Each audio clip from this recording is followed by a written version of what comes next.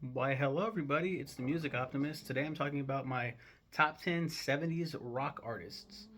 I think it's just 70s artists, really. Um, I didn't specify rock, but I mean, I guess these all could count as rock in some kind of way. Whatever. It's 70s artists. I don't give a shit. My nephew asked me if it was under the top 10 actors list years ago. I'm looking at my top tens and he was like 70s art. I was like, you stumped me. I don't know. And then he was like, favorite 90s bands? And I was like, dude, I don't know, you fucking musical encyclopedia freak, like freak of nature. He's like, haha. And I was like, this is 2017. It is now 2024. So 7 years later, I need to get on the ball with this and actually do it.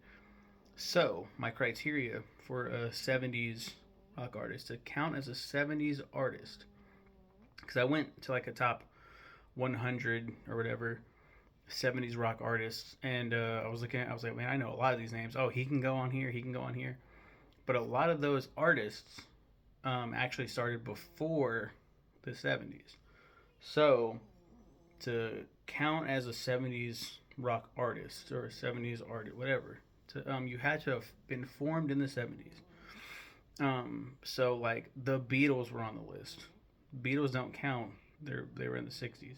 I don't think they were on the list, but John Lennon, Paul McCartney and the Paul McCartney and Wings, Ringo Starr, and that makes sense because that was their solo career. So I also count that too. If they started as the Beatles, whatever, the Beatles aren't on this list. None of the Beatles are on this list. So don't. I'm not spoiling anything. I just spoiled something. They're not on the list. But yeah. So let's start from number 10. I've seen these guys in concert. They used to be my favorite band of all time growing up because of my dad. They're Kiss. Kiss. Yeah. Fuck yeah. Boomer Juggalos. They're ICP for boomers.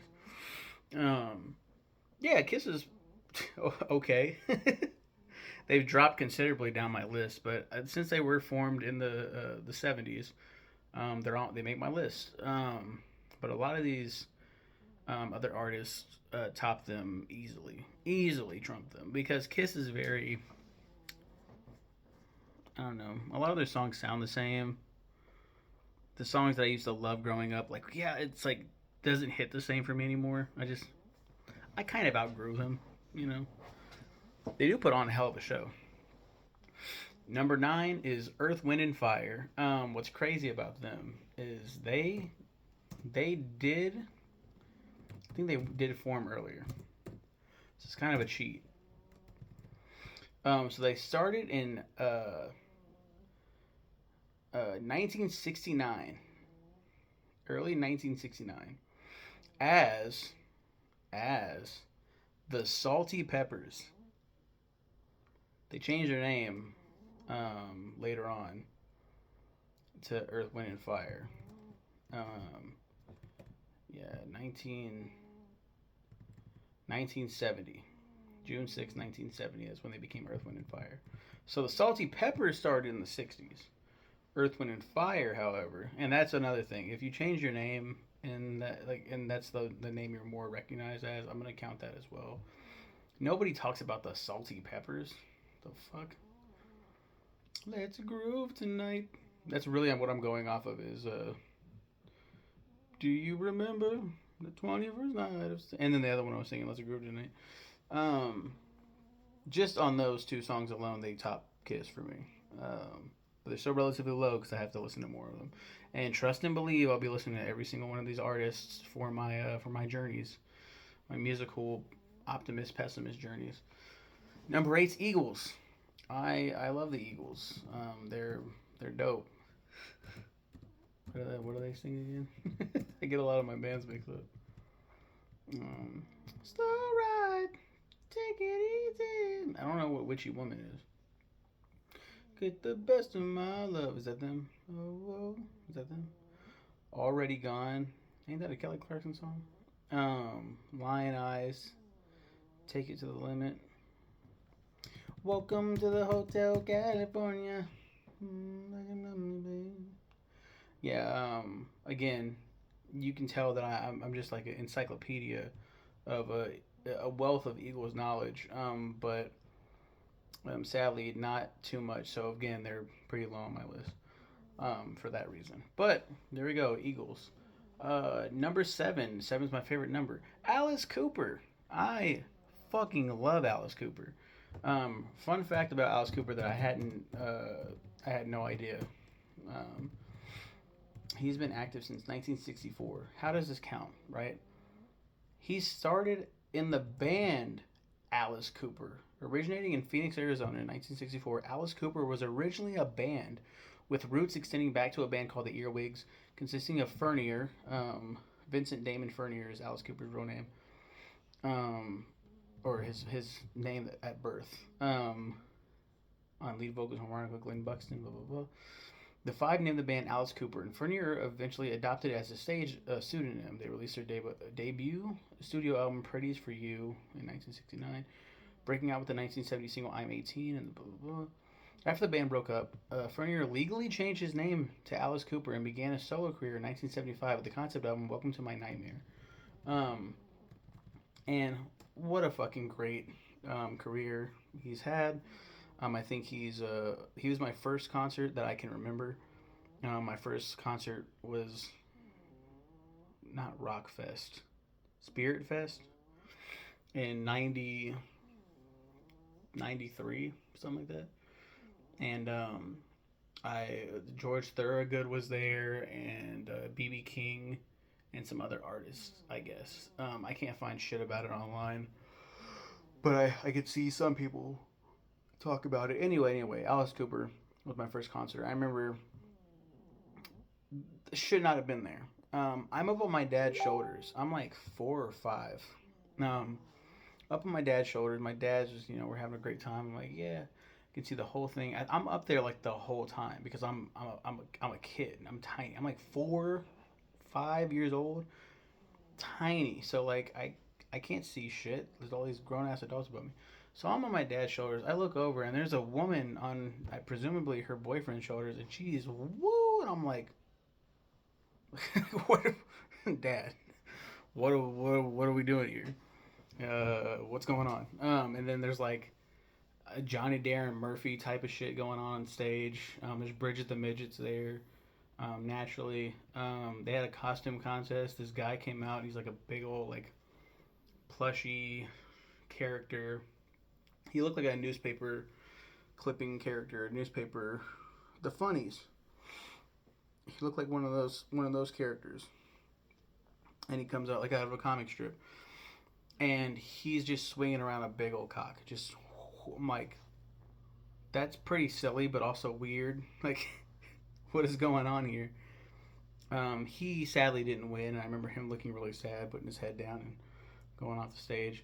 What did win was an actual cock, just a big old cock costume and big old balls. And I don't even remember what the other costumes were. I was very fixated on those cocks. The ones that won and the one that was like runner up, which both were just cock related.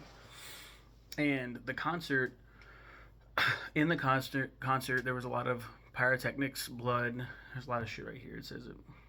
Guillotines, electric chairs, fake blood, reptiles, baby dolls, dueling swords. He's considered by many music journalists and peers to be the godfather of shock rock.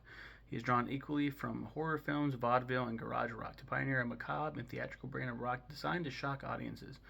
And shock me, it did. But I also loved horror back then. So seeing, there's one part of the show. Britney Spears was big at the time. So Britney Spears comes out at one point. Hit me, baby, one more time. It plays over the speakers and everything. He's just looking at her like, and then he just fucking hits her, and she goes down, and everyone's like, yeah. And it's like, oh my god, like oh, okay, this is what we're doing now. I'm pretty sure he probably had a concert where he punched Justin Bieber in the fucking face. Just baby, baby, baby. Oh, this guy hit, and everyone's yeah, fuck that kid. And he ended up picking up him and his like cronies, end up picking up the body of Britney Spears, putting her in a guillotine and chopping her head off. I was like, what the fuck? Like, They killed her. On they ki- Magic, man. They picked her up. There was no swapping involved. Her body lay there the whole time. I was looking at it. I saw them pick her up, bring her on stage. Boom. Obviously, it's not the real Britney Spears, but they killed somebody. That poor girl. No, they, and then he ends up like putting her head on a spike. I think so. I think that makes sense.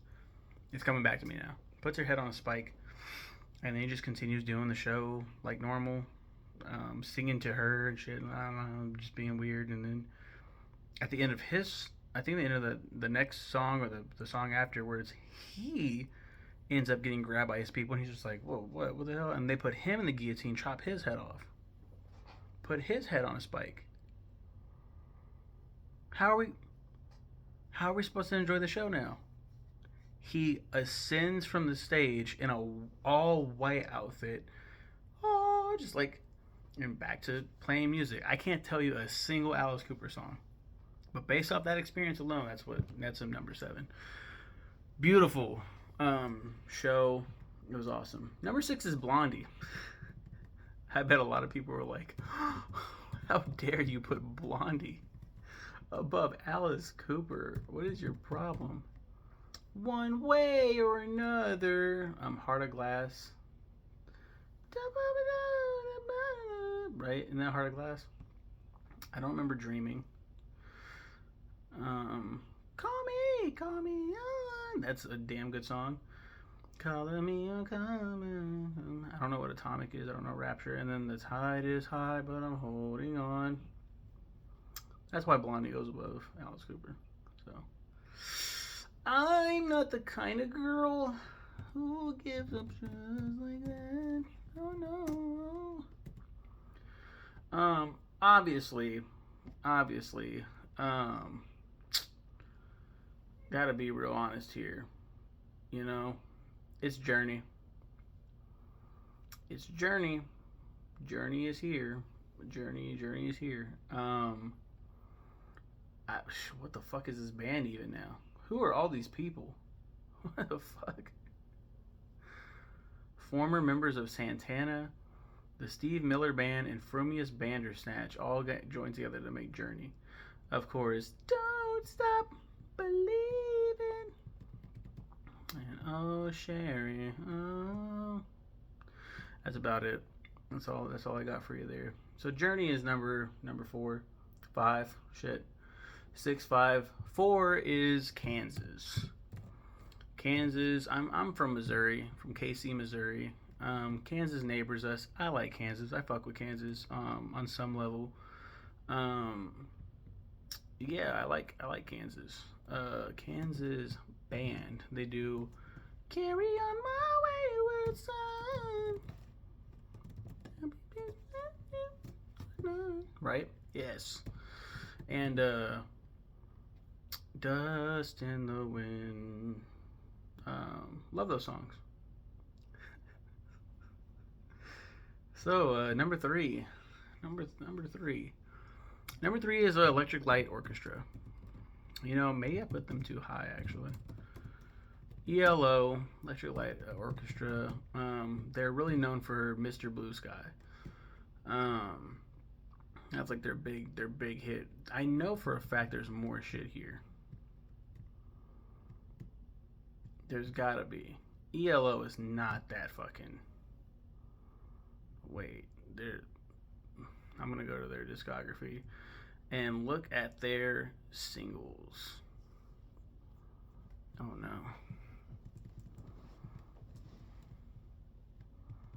Mr. Blue Sky didn't show up until 1978. Don't bring me down. That's them, right? Yeah. Don't bring me down.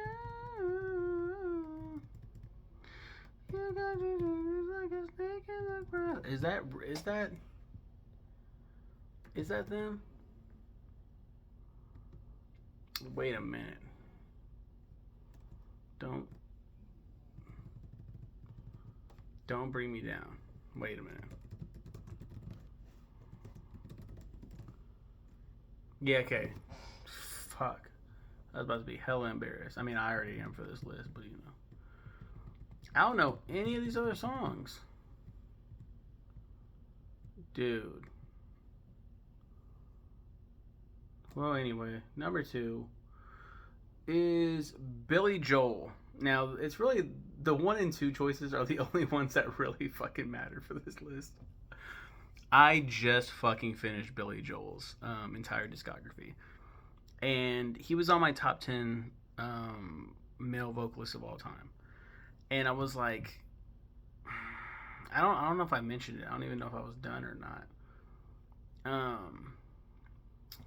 Top male vocalist. Is he still on there? Is he still on there? Posts from me. Male singers. I'm putting him back on this list. Yeah, you're damn right. I'm putting him back on this list. Ain't no fucking way. So last time I did this top 10, we'll just talk about this real quick too. I got embarrassed because I put Bastille on there. And then I was like, oh no, Bastille is not a person. It's a band. Damn it. And the lead singer hasn't had a solo career, so I put Khalid. I'm putting Billy Joel back there. Billy Joel 100% deserve. I was thinking about putting Justin Timberlake back, honestly, but fuck Timberlake. It's gonna be Billy Joel, and Billy Joel placed above Timberlake before anyway. Billy Joel was amazing, and I was actually tearing up. I felt like my dad, listening to everything. And oh man, it was so good. Damn good match. Damn good singer. I said damn good match. I'm looking at wrestling right now. I got distracted. Sorry. Billy Joel was fantastic. When I first started, I was like, okay, he's cool, he's fine. Piano Man's kind of overrated, and then I just kept going, and I was like, this guy's a genius, and I love hearing his Q&As. He is a fantastic talker, talker. Number 1, can you guess who it is? It's in my top 10 favorite bands of all time, so maybe it's Queen. It's Queen. I was like, please, Queen, please, yes, Queen, Slay, please, be in my top 10. My top, being from the 70s, please. 10 favorite 70s. Favorite 70s rock artists. There's a spider in my room. I'm not playing. Let's go get the spider. Come on. Perfect time to end the video. Say. Oh, wait. You want to see the spider? No. Let's say who's your favorite band of all time? Pink. It's a singer, but I know, but Pink is my favorite singer. Well, come on. Okay, you guys have a good one. Take care.